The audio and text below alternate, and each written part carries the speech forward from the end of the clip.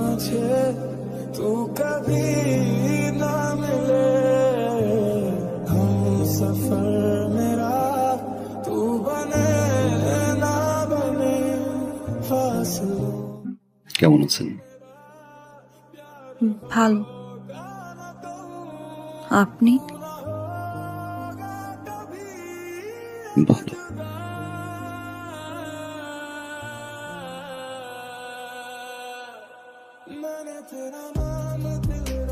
এটা রাখো ভাইয়া। এটা কি? 1.5 লাখ টাকা। 1.5 লাখ টাকা? কেন? ওই যে তোমাকে না বলে নিয়েছিলাম। এটা লাগবে না। ছোট ভাইকে থেকে 1.5 লাখ টাকাতে একটা মোটরসাইকেল দিতেই পারি। রাখ, তুই এটা লাগবে। রাখ রাখ রাখ।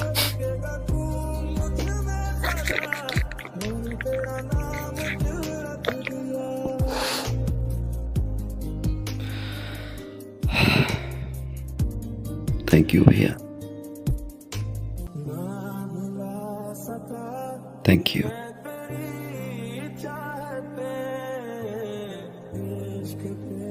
তোমার কাছে এটা 1.5 লাখ টাকা হতে পারে, আমার কাছে অনেক কিছু। তোমার এই 1.5 লাখ টাকা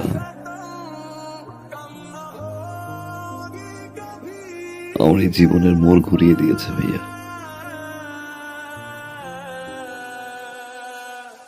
অনেক কিছু শিখেছি,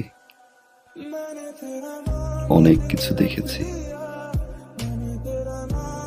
অনেক কিছু পেয়েছি ভাইয়া, আবার অনেক কিছু হারিয়েছি।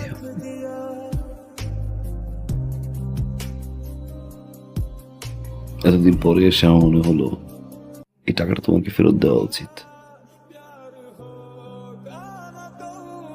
কারণ এই টাকাটা আমার কাছে এখন বোঝা।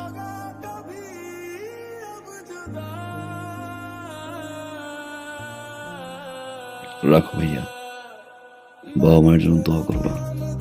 আসি ভাই। বসবি না, কিছু খাবি?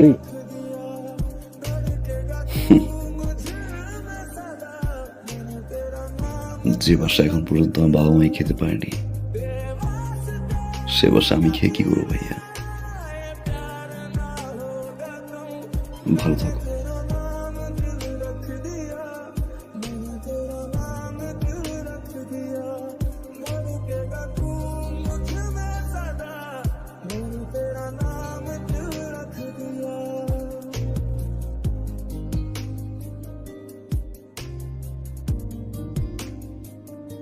মা,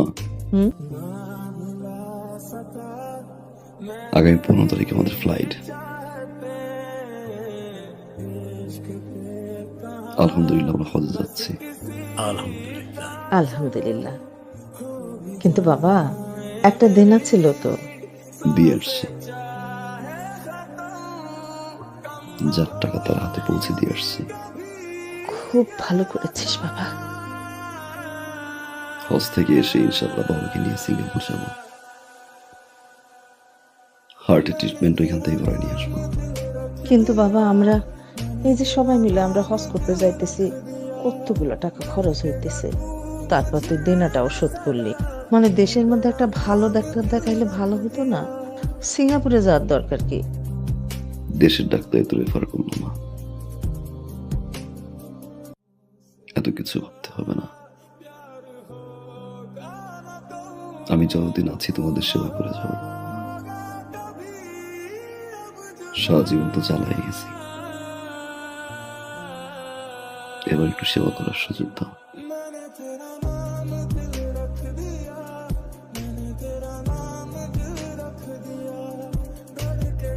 আমার বাবা, আল্লাহ তোরে বাঁচাই রাখুক বাবা। আমার পাগল ছেলে মানুষ হয়েছে। আমার আর কিচ্ছু লাগবে না বাবা, আর কিচ্ছু লাগবে না।